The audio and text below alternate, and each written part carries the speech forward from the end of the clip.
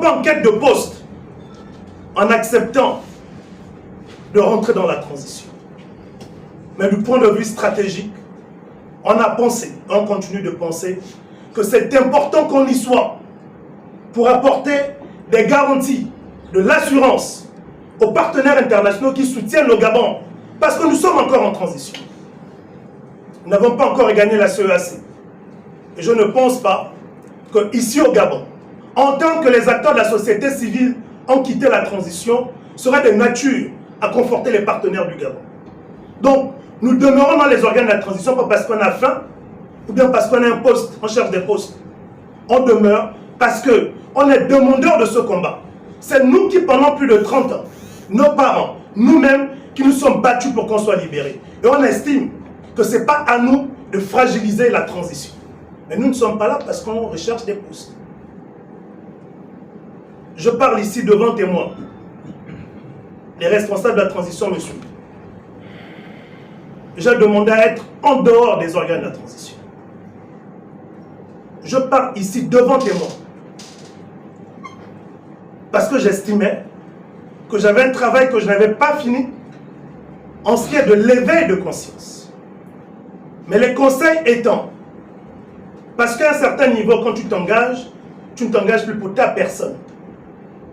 Les conseils étant, raison gardée, j'ai accepté d'intégrer les organes de la transition pour apporter ma contribution, et c'est ce que je fais dans le cadre de la restauration des institutions, en proposant au niveau du Parlement des lois, en votant celles qui sont conformes et en critiquant celles qui ne le sont pas. C'est le rôle que je joue et c'est ma contribution à la transition. Ça peut-être vous surprendre parce que j'ai lu, j'en profite, ici et là sur les réseaux sociaux, oui, il roule maintenant dans les VX, il a les gardes-corps, tout ça, tout ça, tout ça. Moi, ça fait plus d'une année que je suis vice-président d'une institution, l'Assemblée nationale. La loi dit que quand tu es vice-président, tu as un prérogative de ministre d'État. Je n'ai aucune voiture de fonction. Donc, officiellement, je suis à pied. Mais ça ne m'empêche pas de mener mon combat comme il se doit. J'ai eu, 2 jours ou 3 jours après le coup de libération, le président de la transition, c'est le pick-up que je conduis. Je ne t'ai pas encore nommé. Qui a estimé qu'au regard du combat que vous menez, prenez quand même ce véhicule-là pour mener vos actions. C'est ce véhicule qui me sert de voiture de fonction, je vais le dire comme ça. Ce véhicule avait eu un souci. Ça ne m'a pas gêné. Vous allez au niveau de la guérite. Je suis déjà arrivé à 2 reprises en taxi. Ça ne me gêne pas. Ce sont les militaires qui prennent mes vice-présidents. Je n'ai pas de voiture de fonction. Le pick-up a un souci. Je suis là pour travailler. Même si c'est en bus, je viens. Je n'ai aucun complexe. Je suis un enfant de Kinguel, je suis un enfant de pauvre. Je n'ai pas de complexe. Donc c'est pour dire qu'on n'est pas là parce qu'on recherche quelque chose. Si on recherchait ça, on l'aurait eu sur le système Bongo PDG qui m'a proposé mieux que ça.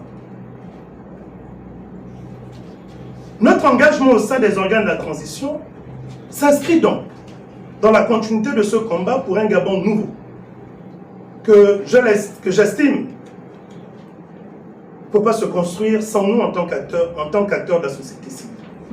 Parce que c'est nous qui l'avons appelé de tous nos vœux.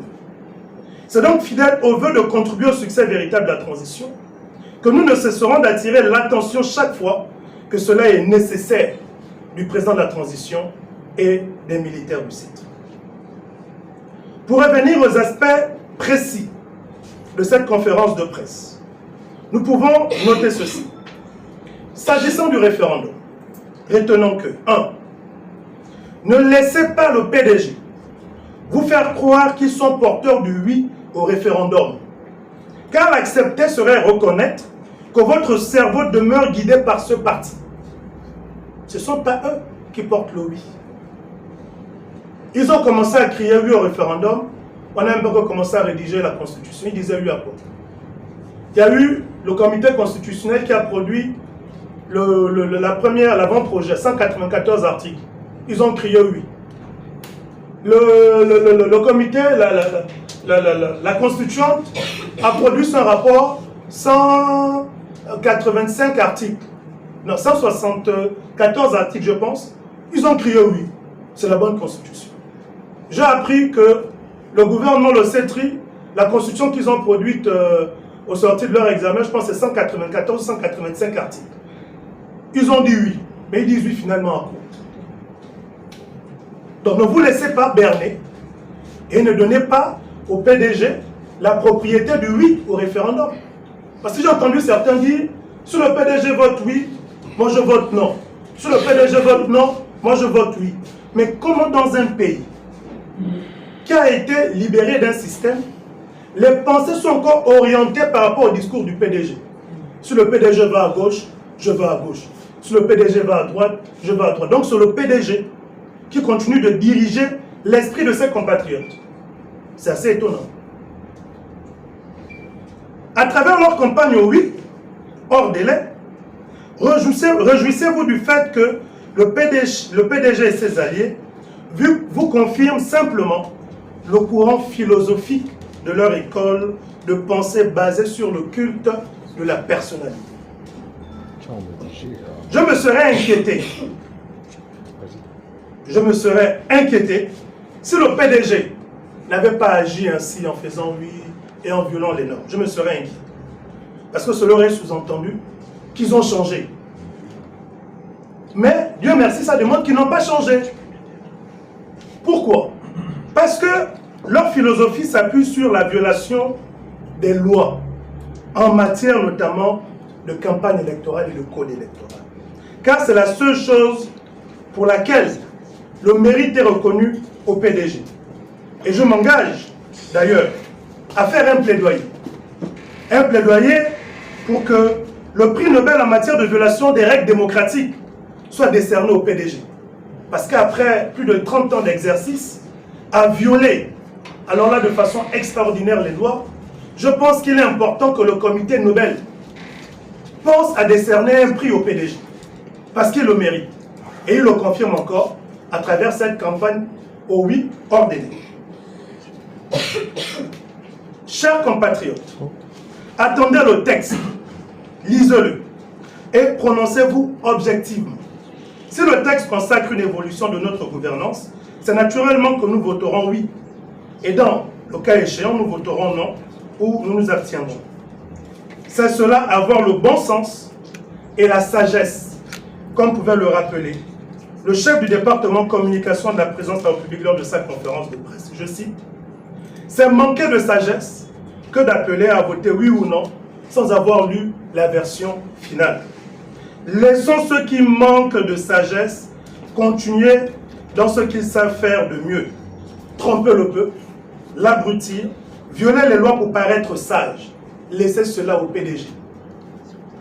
Cependant, j'avais déjà signalé lors de mes précédentes sorties qu'il était nécessaire de faire profiter de notre référendum, de faire de notre référendum un test pour notre dispositif électoral. C'est pourquoi en ce temps, j'avais préconisé la mise à plat du fichier électoral, contesté, hérité des élections 2023, pour donner naissance à un nouveau fichier électoral, chose qui n'a pas retenu l'attention de l'exécutif.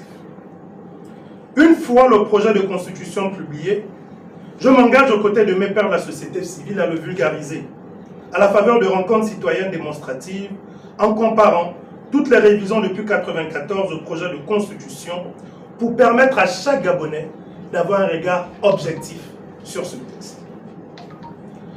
En deux, abordons la question des conclusions du dialogue national inclusif, non souverain. En page 7 de ce rapport que j'ai mené ici, en page 7 de ce rapport, il est mentionné, noir sur blanc, ceci, s'agissant du PDG.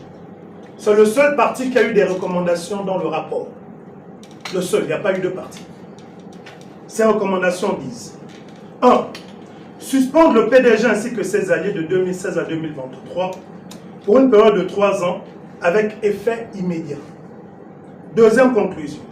Diligenter les enquêtes contre les anciens et actuels dirigeants du PDG ainsi que les cadres et hauts cadres militants et poursuivre les responsables. Troisième conclusion. Encourager les anciens et actuels dirigeants du PDG à faire preuve d'humilité en demandant pardon au peuple gabonais, à faire preuve d'humilité. La sortie du PDG est-elle une preuve d'humilité envers la population gabonaise? Quatrième recommandation. Frapper d'inéligibilité les anciens et actuels dirigeants du PDG. président du parti, en parenthèse, président du parti, secrétariat exécutif, bureau politique, comité permanent, conseil du distingué camarade, conseil consultatif des sages et des partis alliés 2016-2023 aux prochaines élections politiques. Voilà les 4 recommandations écrites noir sur blanc en rapport avec le PDG. Même si ces 4 recommandations ne sont pas exécutoires, car issues d'un dialogue non souverain, ces recommandations demeurent toutefois l'expression de la volonté du peuple. Et le CETRI, à défaut d'appliquer les 4, se doit d'en appliquer au moins 2 pour démontrer qu'il n'est pas sourd à cette volonté clairement affichée par le peuple gabonais. Si les autorités, les militaires au pouvoir, ne peuvent pas appliquer 4 recommandations exprimant la volonté du peuple, mais qu'ils en appliquent au moins quelques-unes. Toutefois, si le CETRI ne se sent pas en capacité de prendre des textes réglementaires en la matière par rapport à ces 4 recommandations, chaque Gabonais est appelé à prendre ses responsabilités lors des prochaines élections, en veillant à ce que les candidats du PDG ne soient pas élus dans leur circonscription. C'est aussi à cet instant que nous verrons si nous, en tant que citoyens, nous aimons le Gabon et si nous sommes prêts à sanctionner le PDG. Si le CETRI ferme les yeux sur les 4 conclusions, ne veut pas le sanctionner. Le CETRI ne nous empêche pas en tant que citoyens de sanctionner le PDG dans les urnes aux prochaines élections. En 3, sur le 3e point évoqué dans la conférence de presse, s'agissant de l'appropriation, la réappropriation de la transition, ce dernier point pour nous inviter tous à nous approprier ou à nous réapproprier notre transition. Car elle est d'abord la transition du peuple. Parce que le même peuple, au regard de ses agissements, sans donner la paternité de cette transition maintenant au PDG, en se laissant influencer par les actions du PDG, en se laissant moralement dominer par les actions du PDG.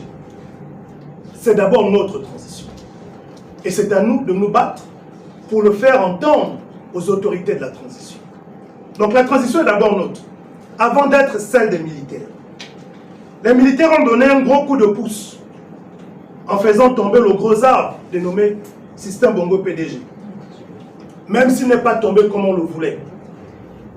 L'arbre est presque au sol. Au peuple de venir en aide maintenant aux militaires pour totalement abattre cet arbre et le jeter dans le feu. Afin que le temps heureux, rêvé par nos ancêtres, arrive enfin chez nous, réjouisse les êtres et chasse les sorciers. PDG, ces perfides trompeurs qui sèmaient le poison et répandaient la peur. Parce que sous le PDG, c'était la terreur et c'était la peur. Au regard de ce qui précède, j'estime que le CETRI semble nous inviter à prendre maintenant nos responsabilités sur le cas spécifique du PDG, estimant assurément avoir rempli sa part du contrat, en faisant tomber les principaux leaders du système Bongo PDG. C'est à nous maintenant de finir le job. On comptait sur le CETRI qui a commencé le job pour l'achever. Si le CETRI se sent essoufflé sur le cas PDG, c'est à nous maintenant, population, de prendre nos responsabilités, de prendre le relais. Nous qui n'avons jamais baissé les bras, nous continuerons le combat contre le système Bongo PDG. Et c'est pourquoi je nous invite sur le cas spécifique du référendum à ne tenir nullement compte des agissements de ce parti, qui n'a pour règle que la violation des règles et des normes. Confirmons avec force ce rejet lors des prochaines élections, afin qu'on se retrouve avec le moins possible de l'UPDG dans les différentes institutions de notre pays. Voilà ce que j'avais à partager avec vous aujourd'hui, à la faveur de cette conférence de presse. Si je n'ai pas été assez clair, je reste disposé à répondre à vos questions. Merci.